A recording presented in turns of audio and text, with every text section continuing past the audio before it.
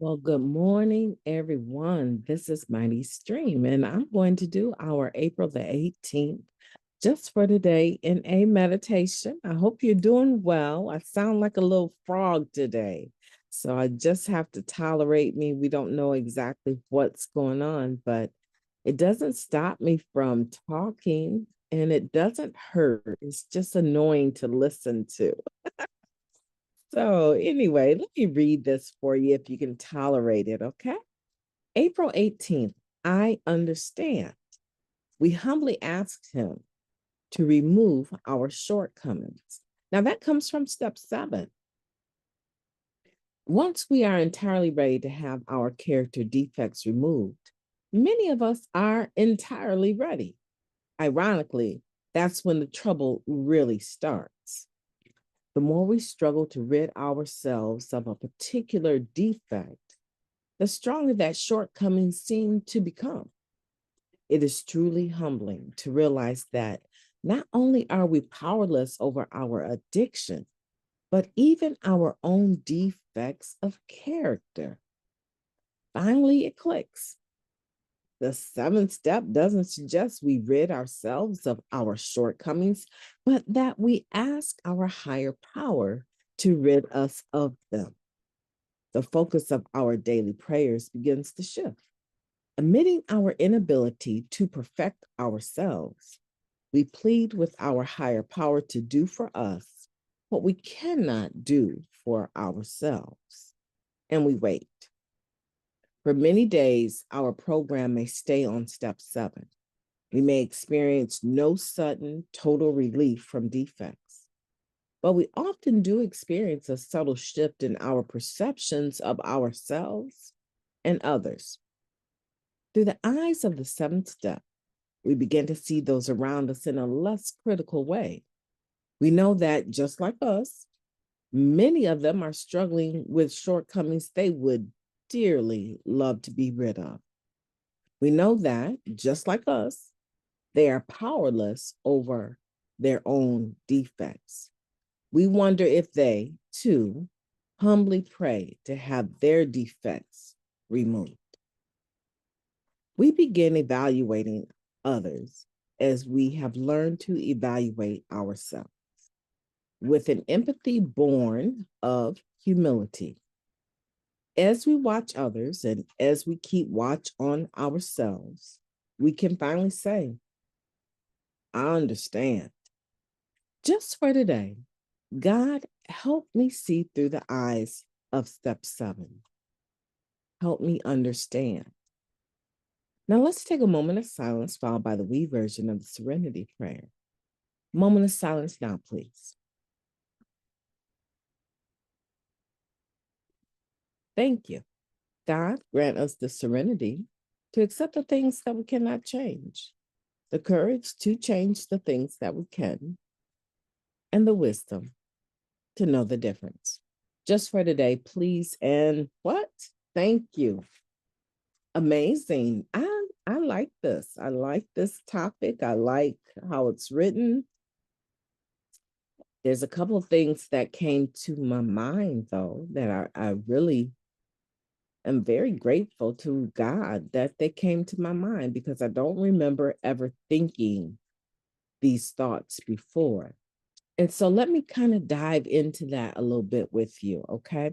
So we're talking about I understand. We're talking about empathy, we're talking about understanding, we're talking about um knowing that we're probably judgmental and are looking at other people and their defects of character and coming away from that with a different perspective as a direct result of step 7. Now, step 6 is about being entirely ready, right? Step 6 is talking about a state of being. We became entirely ready, or we were entirely ready to have these defects of character removed from us. That's just a statement about a state of being where I'm at. Either I'm entirely ready or I'm partially ready, or I'm not ready at all, right? So when we talk about step 7 now, this is action on step 6. Step 6 is I acknowledge that I'm sick and tired of this attitude. I'm sick and tired of this Miss Mighty Stream attitude. I am tired of it. It is serving absolutely no purpose other than to make me feel like no one wants to be bothered with me because of it. I'm tired of it. It causes alienation, right? No one wants to be bothered with an alien, right? It causes alienation.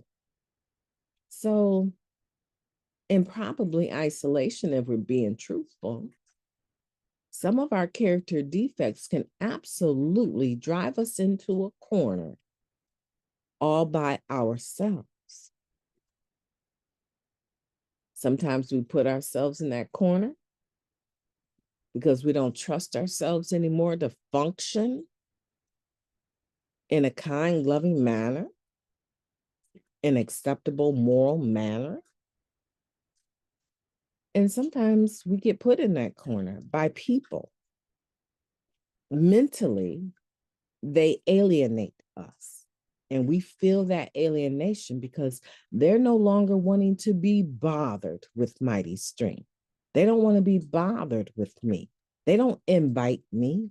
They're not interested in anything to do with me because now they've alienated me because of my what? My shortcomings that cause me to fall short, right? My behavior, in other words. That's what this is talking about. Step 7, we humbly ask him to remove our shortcomings. See, step 6 is an acknowledgement. I'm tired of this. And I am ready. I'm entirely ready, as a matter of fact, to be done with this behavior. Step 7 is the action. Now, it's the action. If we are actively in our recovery, participating in our recovery, in other words, this is a natural step that follows step 6. Because once you become entirely ready, you're like, huh, you know what? One of the reasons I'm entirely ready is because I've tried to be done with this. I've tried not to do it. I've tried not to act out on this. I've tried not to think it. And it keeps coming back like it's almost ingrained in me. And I'm not able to get rid of it. I am entirely ready to have it removed. And now I'm ready to also humbly ask that the shortcomings that come as a result of these character defects. Some people get confused about what shortcomings and character defects are. And they say, oh, well, they're one and the same. Well, I get that. But the point is that now, in step 7, I'm asking for some help. I'm asking my higher power, please remove these from me. Please remove the shortcomings from me. Right? I always tell people I work with, right? People I sponsor, or people that might know to ask, that the character defect births, listen to me, the character defect births the shortcoming. They are different. Okay. Let Mighty Stream repeat that. The character defects mentioned in step 6 birth the shortcomings that are mentioned in step 7. Let's look at this really quick, okay? Let's look at it so that we understand. I'm able to identify my character defects. All right. I know what they are. Fear is a big one. And out of fear, because that is one of my character defects, when I'm talking about character, I'm talking about the mode of operation that I have, right? My personality, the way that I conduct myself, everything that makes me up. I'm talking about my character. So when I'm talking about my character defects, I'm talking about a dent, a hole, a misprint, a misprint of something that was supposed to be good, but it kind of went sideways. So I'm talking about my character defects, and one of them is fear. The majority of, I was probably say 75 to 80% of everything that I do that is some, negative in a sense, right? This is not negative, right? This podcast is not based out of fear, right? But I'm just talking about those mishaps, those shortcomings. The majority of those are rooted out of fear. I mean, there's a lot of things that I fear. I mean, I have some phobias that can paralyze me. So I have paralyzing fear where I don't act on it at all. I just stand still, don't move. However, out of my fear, I might tell a lie. I might cheat. I might throw shade, right? I might be pessimistic. I could be narcissistic. People, you throw that word around like it's just a devil word, right? But in reality, a lot of us go into narcissism without even thinking about it. There's a lot of things based out of fear that we do because we need to have control. We need to control what comes into our presence so that we're less likely to be fearful, right? We don't have to have fear of the unknown if I control every part of my day and everyone that enters in it. Those people are, you do this. When I ask you to jump, you need to say how high. I don't want any questions. This is not anything that we're talking about. You're going to do as I asked you to do, or you're not going to be able to engage me. Those people are operating out of fear. And what the shortcoming is control, manipulation, cheating, lying, right? But the character defect is fear, and it causes them to fall short in their behavior. That's why we call it a shortcoming. All right.